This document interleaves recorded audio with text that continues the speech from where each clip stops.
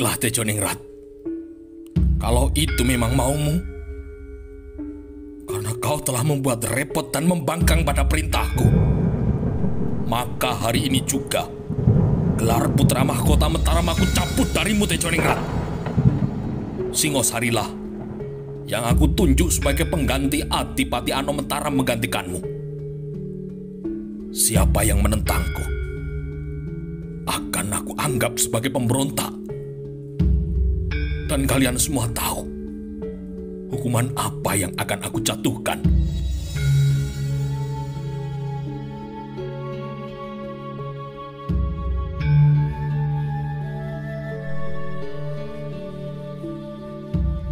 Pergilah. Pergilah, Tejoningrat. Aku muak melihatmu, bentak sang raja yang masih diliputi kemurkaan dan kekecewaan. Dalam suasana panas itu, semua hanya mampu menundukkan kepala tanpa berani membantah jika tidak ingin menerima akibat dari sang raja yang tengah murka itu.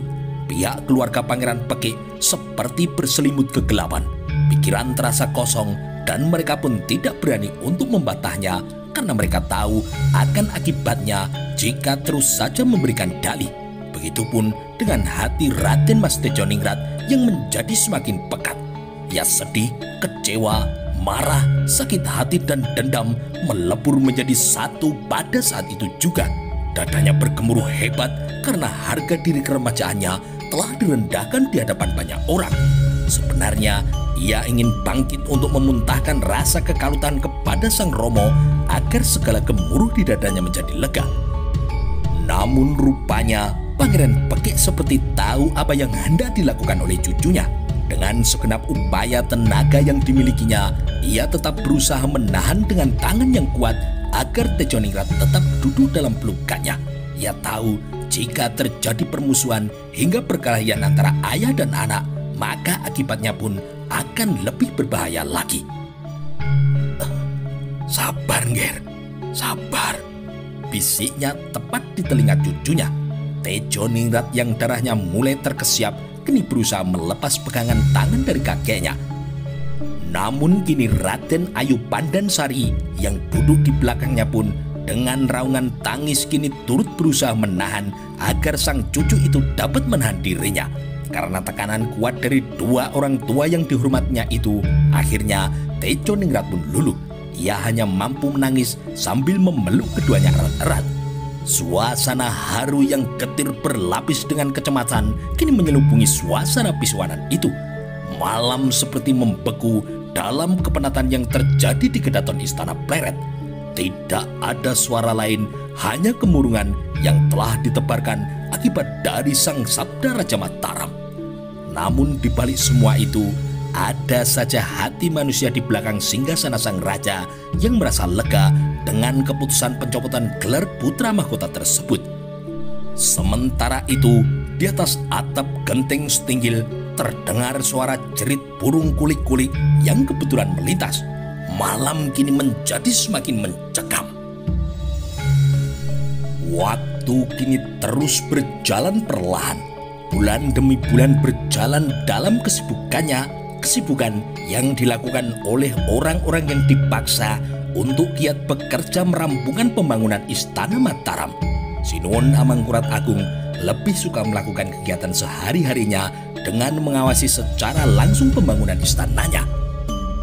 Untuk menenteramkan hati dan mengalihkan perhatian akibat rasa sering kesal jika berada di dalam istana, Sinuwun Amangkurat Agung lebih suka menyaksikan kawulonya membuat batu bata merah yang besar-besar sebagai bahan bangunan yang kokoh itu.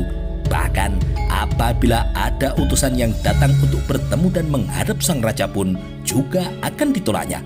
Rupanya Sinuwun Amangkurat Agung lebih suka menyibukkan diri dengan mengawasi pembangunan istana barunya itu. Setidaknya hal itu sebagai hiburan lain jika perasaan penat mulai dirasakannya. Sang raja benar-benar terkagum-kagum dengan ilmu yang dimiliki oleh bangsa Eropa dalam membuat tempat tinggal yang begitu kokoh. Ilmu arsitektur itu menurutnya adalah sebuah ilmu yang tidak dikuasai oleh pribumi Jawa pada masa sebelumnya. Baginya, tidak ada ruginya bersahabat dengan orang-orang kompeni VOC karena dapat memberikan ilmu bangunan yang baru itu bagi Keraton Mataram. Hubungan sang raja dengan pihak kompeni VOC pun semakin menjadi dekat. Ia telah menyetujui perjanjian persahabatan yang mengatur pertukaran tawanan sejak zaman Sultan Agung berkuasa. Kompeni VOC pun sepakat untuk mengembalikan uang yang telah dirampasnya dari seorang utusan Sultan Agung yang sedang dalam perjalanan ke Mekah. Amangkurat Agung menganggap bahwa perjanjian itu sebagai bukti tunduknya kompeni VOC di Betawi kepada kekuasaannya. Pos perdagangan VOC di Jepara kini juga telah mulai dibuka kembali sehingga hubungan dagang dengan pihak kompeni VOC dengan daerah-daerah pesisir kini mulai berkembang kembali. Pada saat itu, seorang utusan kompeni VOC yang bernama Richlof van Gun dan Abraham Versprich mengunjungi Istana Mataram. Dia bertugas membuat catatan untuk digunakan sebagai laporan bagi Gubernur Jenderal di Markas Betawi tentang kesaksian pembangunan Istana Pleret. Kini seluruh tembok keliling keraton telah selesai dibuat. 2 pintu gerbang di alun-alun utara, tempat diadakannya pertandingan tombak bagi prajurit-prajurit Mataram, dan tempat pacuan kuda pun juga telah selesai dibangun. Keliling temboknya begitu luas dan terbuat dari batu bata kokoh setinggi 5-6 meter dengan ketebalan lebih dari 1 meter sehingga nampak begitu kokoh dan sulit untuk dirobohkan. Apalagi puncak tembok itu berbentuk segitiga yang lancip sehingga sukar untuk dipanjat oleh siapapun yang berusaha untuk menerobosnya. Bentuk benteng baluarti pun juga dibuat unik, tidak persis kotak persegi panjang sebagaimana benteng istana sebelumnya, namun dibuat seperti belahan ketupat. Dan rupanya Amangkurat Agung sendiri pun juga memiliki selera yang cukup tinggi, sehingga ia menginginkan agar istananya berbeda dengan istana Mataram sebelumnya, bahkan istana milik negara lain. Dengan keputusannya pula, Keraton Pleret kini hanya memiliki 1 alun-alun, yaitu alun-alun utara, karena di selatan tembok keraton kini telah mengalir Sungai Opak. Di luar alun-alun dan tembok keraton dibangun parit-parit yang luas dan juga digenangi air. Semua yang akan datang ke istana sebelum sampai ke alun-alun harus melewati sebuah jembatan yang dibangun di atas parit-parit yang dibuat tepat di depan benteng itu.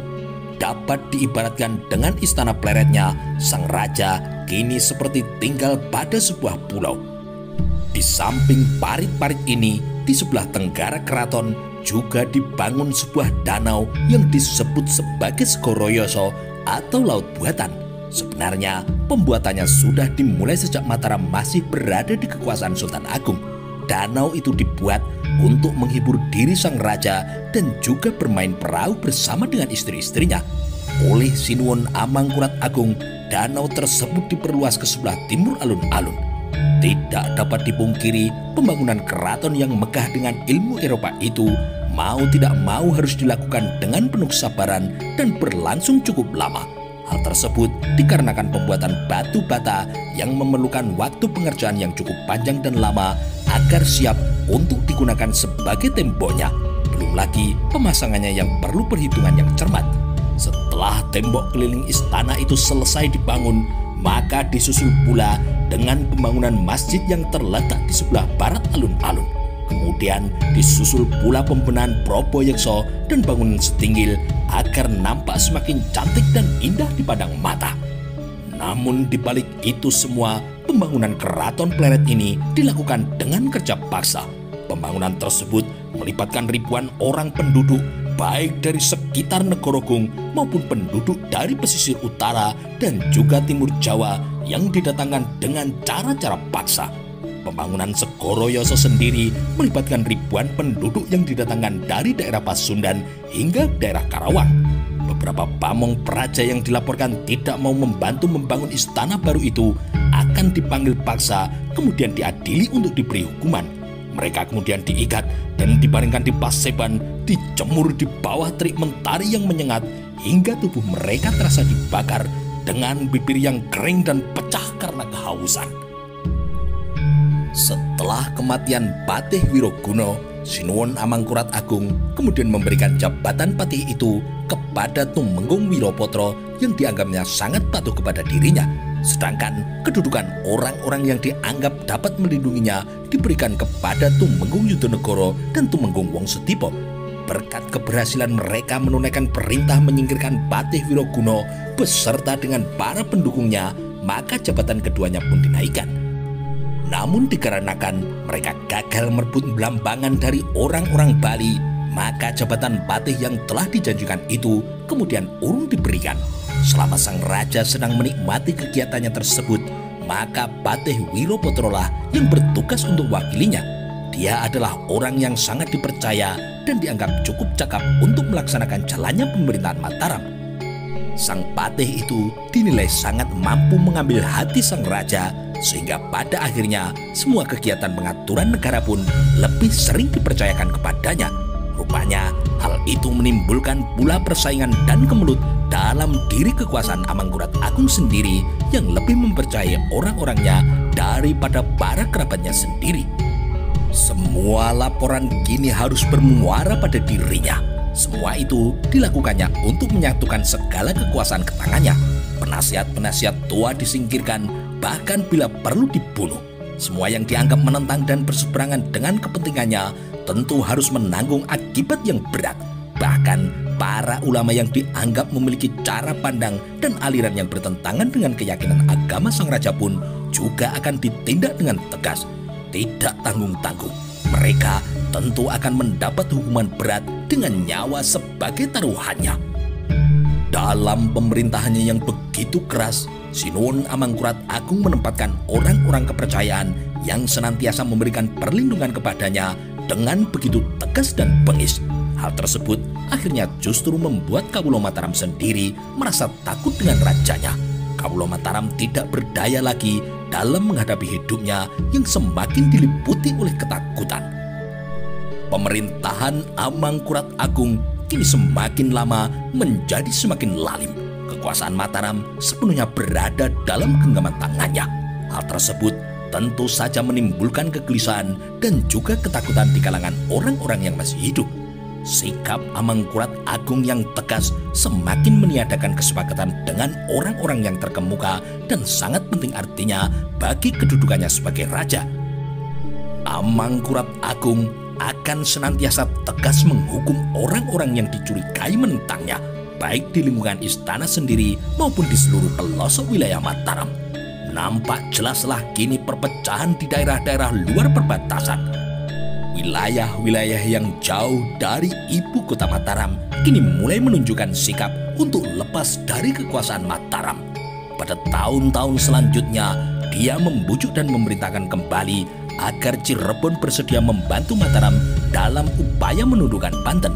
Namun rupanya pihak Cirebon semakin meragukan manfaat dari sikap tunduknya terhadap Amangkurat Agung. Dengan penolakan tersebut, akhirnya pasukan Mataram sendiri yang dikerahkan untuk menyerang Banten untuk yang kedua kalinya. Namun serangan tersebut pun juga mengalami kegagalan. Penyerangan Mataram itu justru memperkuat perasaan benci Banten terhadap Mataram.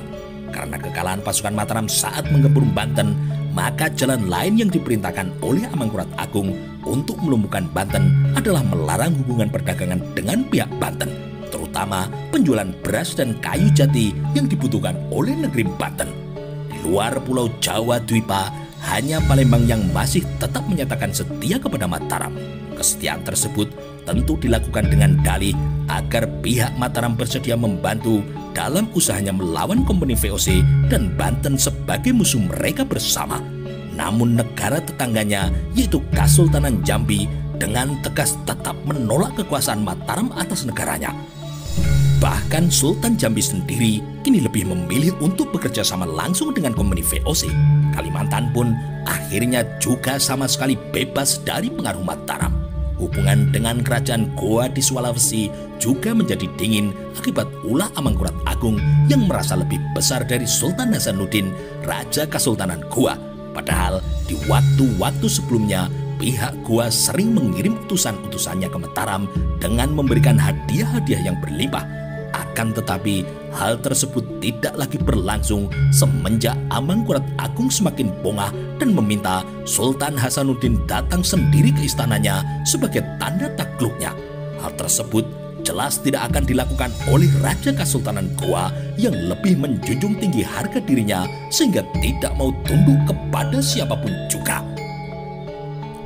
Terlepas dari semua itu, alasan-alasan lain yang menyebabkan terjadinya perpecahan di daerah pinggiran kerajaan ini pada dasarnya adalah kepengawasan yang tidak berjalan dengan baik dari pemerintahan pusat di Mataram. Di samping itu, Amangkurat Agung pun tidak sanggup menyelenggarakan perluasan wilayah sebagaimana yang telah dijalankan oleh Sultan Agung. Apa yang telah dirintis dan diusahakan oleh mendiang Sang Romo dalam memperluas dan juga membesarkan kejayaan Mataram lambat laun mulai surut dalam pemerintahan Amangkurat Agung. Amangkurat Agung semakin lama menjadi kian tertutup. Bahkan ia tidak berani meninggalkan istananya sendiri. Ia senantiasa dikawal ketat dan menempatkan diri di tengah-tengah para tumenggung yang dianggap dapat diandalkan dalam menjaga keselamatan jiwanya. Sang raja pun juga tidak berani mempercayakan pimpinan kepada orang lain. Hal tersebut justru semakin membuat pasukan Mataram sendiri menjadi semakin lemah. Kemauan dan keinginan Amangkurat Agung sangat banyak, sehingga jika berkeinginan membentuk suatu pasukan yang besar, maka dia sendirilah yang harus memimpinnya. Bahkan para tumenggung kepercayaannya pun tidak diberi kekuasaan lagi sebagai pemimpinnya.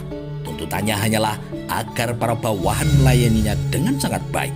Hal seperti itulah yang membuat pimpinan wilayah dan juga daerah taklukan Mataram yang letaknya jauh dari pemerintahan pusat semakin mendapatkan kesempatan untuk melepaskan kesetiaan mereka terhadap Mataram. Sikap Amangkurat Agung lebih didasarkan pada keamanan dirinya sendiri. Sang raja berdalih daripada menebarkan kekuasaan keluar Mataram, lebih baik membangun jagang-jagang sebagai parit-parit pertahanan di sekeliling keraton Pleret.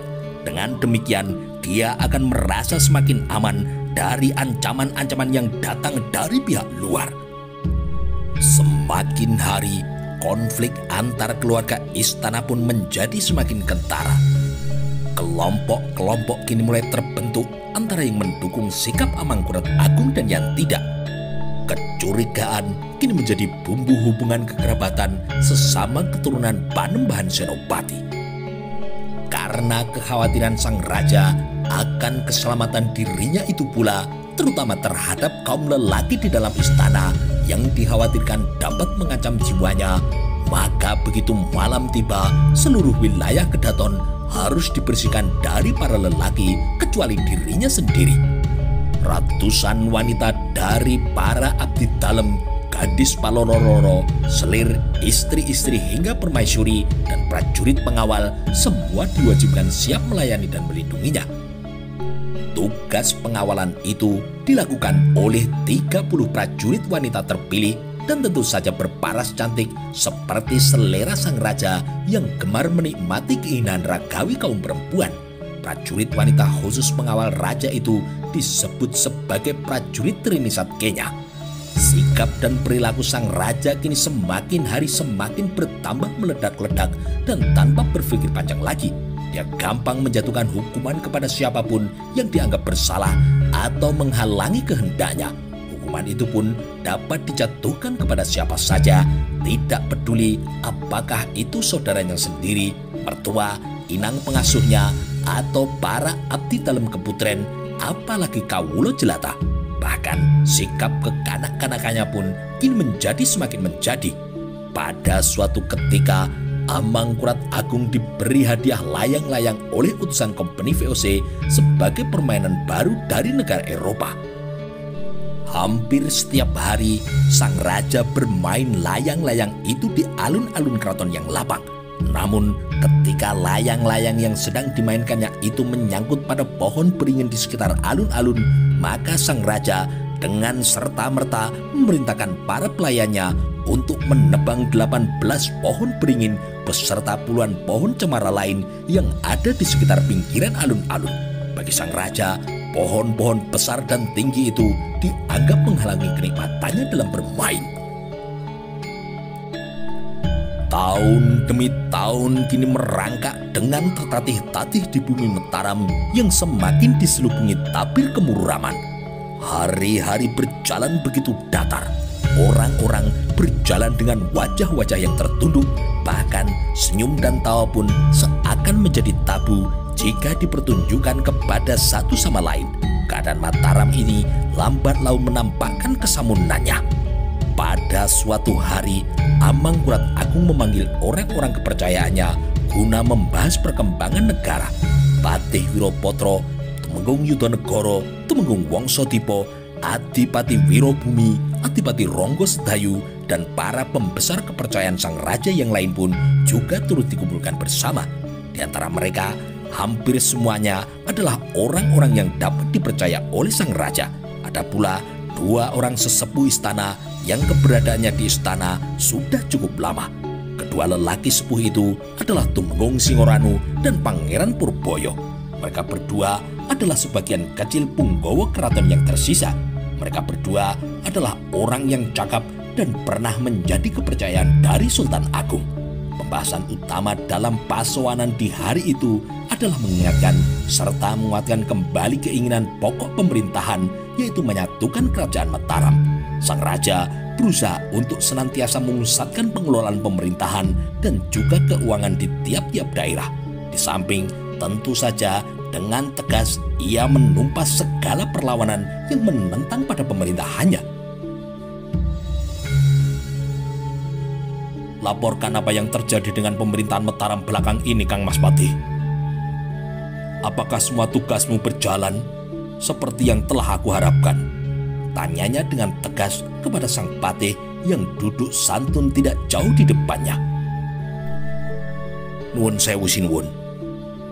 Sebagaimana yang senantiasa Sinuwun perintahkan, saya dengan segenap tenaga dan juga kemampuan saya akan selalu melaksanakan perintah itu, sekalipun nyawa adalah taruhannya. Tugas-tugas kepatihan tetap berjalan lancar. Semua pekerjaan kenegaraan berjalan seperti apa yang Sinuwun perintahkan. Pamong Praja Nagari pun juga menjalankan kerja sesuai dengan arahan dari Sinuwun, sehingga keadaan pemerintahan Mataram tetap terjaga dengan baik, Sinuwun. Ucapnya lembut seraya terus memberikan sembah pada sang raja. Baguslah kalau begitu, Kang Mas Patih. Yang jelas, aku tidak ingin mendengar lagi di Mataram ini ada desas-desus seseorang atau kelompok yang menentangku. Semua duri-duri itu harus benar-benar dibersihkan agar tidak mengganggu jalannya pemerintahan negara, sambung sang raja. Demikian juga yang kita semua harapkan, Sinuwun. Tentunya dengan kebajikan Sinuwun, Mataram akan bertambah makmur, sanjung Patih Wirapatra. Raja Mataram itu tersenyum senang mendengarnya. Bagaimana dengan tugasmu, Kang Mas Tumenggung Yudhanegara? Kang Mas adalah Tumenggung Wiro yang paling bertanggung jawab atas keadaan negara ini. Tunjuknya kepada orang kepercayaan yang berkumis lebat itu. Nuwun sewu Sinuwun. Ketenangan negara senantiasa saya usahakan sedemikian rupa agar Kawula Mataram dapat bekerja dengan nyaman tanpa gangguan yang dapat mempengaruhi keamanan. Sebagaimana perintah Sinuwun, wilayah istana hingga kota raja senantiasa diperketat penjagaan dan pengamanannya agar tidak ada penyusup yang masuk dan mempengaruhi ketertiban. Perondaan malam di setiap sudut wilayah semakin kami perketat agar Sinuwun beserta keluarga istana semua dapat beristirahat dengan nyaman dan tenang. Telik sandi telah menyebar di setiap kelompok masyarakat sehingga dapat memberikan laporan jika ada hal-hal yang mencurigakan. Khususnya jika ada rencana busuk yang berusaha untuk mempengaruhi keamanan dan juga memperkeruh keadaan. Jawab sang Tumenggung dengan berkali-kali memberikan sembahnya. Ya, pokoknya aku ingin agar semua berjalan dengan aman, tenang dan nyaman. Semua yang aku dambakan adalah hidup yang tenang dan senang bersama. Semua yang aku lakukan adalah untuk kemajuan dan kejayaan Mataram. Jika ada orang atau sekelompok orang yang kau curigai hendak melakukan tindakan mengacau, maka tugasmu adalah segera menyingkirkan dan juga menumpasnya. Tidak peduli sekalipun orang itu adalah keluarga atau kerabat kerajaan sekalipun. Kang Mas mengerti? Ucap Amangkurat Agung dengan tegas. Ngestoaken dawuh sinuwun. Namun, ada satu hal yang sebenarnya hamba ingin sampaikan pada kesempatan ini. Ada apa, Kang Mas? Sang Tumenggung Wiro itu masih tertunduk diam. Dia berusaha menata pikirannya agar ucapannya tidak membuat suasana hati Amangkurat Agung menjadi berubah dan menimpakan marah kepadanya. Keadaan hening itu justru membuat jantung semua yang hadir di hadapan Raja Mataram itu menjadi semakin berdebar-debar. Mengapa kau menjadi diam, Kang Mas? Ada apa ini? Dengan bentakan itu, mau tidak mau, Tumenggung Yudonegoro segera menyembah dan menata hatinya sebelum memberikan laporan yang baginya cukup berat untuk disampaikan. Nyuwun tuga sinuwun. Apa yang hendak hamba sampaikan ini hendaknya tidak membuat hati sinuwun menjadi keruh. Dikarenakan laporan ini mengenai keluarga istana sinuwun. Mendengar kata-kata keluarga istana disebutkan, hati Raden Purboyo yang duduk tidak jauh di sebelah sang raja kini menjadi terkesiap. Jantungnya berdebar-debar jika hal yang akan disampaikan itu juga menyangkut dengan dirinya. Apalagi beberapa kali ia bertemu dan berbincang-bincang tentang masalah kenegaraan dengan Raden Mas Tejoningrat, anak Amangkurat Agung yang sedang mengalami duka berkepanjangan. Mata tua Pangeran Purboyo kini menyipit curiga ketika Tumenggung Yudonegoro sepintas melirik kepadanya sebelum memberikan laporan kepada Amangkurat Agung. Sesepuh Mataram itu menjadi semakin percaya bahwa telik sandi kepercayaan Tumenggung Wiro itu telah disebarkan di mana-mana untuk mengawasi dirinya pula. Jangan terlalu lama diam, Kang Mas. Cepat katakan apa yang terjadi, tegur sang raja. Injih sinuwun. Apa yang akan saya sampaikan ini adalah temuan yang telah sampai di telinga hamba sinuwun. Semua mengarah pada Raden Mas Tejoningrat. Ada apa dengan Tejoningrat, Kang Mas? Orang-orang kepercayaan Katumenggungan yang ditugaskan sebagai telik sandi keamanan dan ketertiban istana memberikan laporan mengejutkan kepada saya. Laporan apa itu? Amangkurat Agung kini menjadi semakin penasaran hingga nampak rasa ketidaksabarannya untuk mengetahui temuan dari orang yang paling bertanggung jawab atas keselamatan dirinya itu. Beberapa waktu ini, orang-orang saya seringkali menjumpai adanya pertemuan di dalam Surabayan. Sepertinya pertemuan itu bukan sekedar pertemuan biasa, sinuwun. Apalagi beberapa orang penting sering dijumpai datang ke sana untuk menemui Pangeran Pekik dan juga Raden Mas Tejoningrat. Siapa saja yang sering datang ke dalam Surabayan, Kang Mas? Menurut laporan, yang hadir di sana bukan hanya kerabat istana Pleret saja, sinuwun. Namun beberapa kali dijumpai pula orang-orang luar yang berpengaruh. Siapa saja itu, Kang Mas? Tanya sang raja yang kembali mulai diliputi ketidaksabaran hatinya.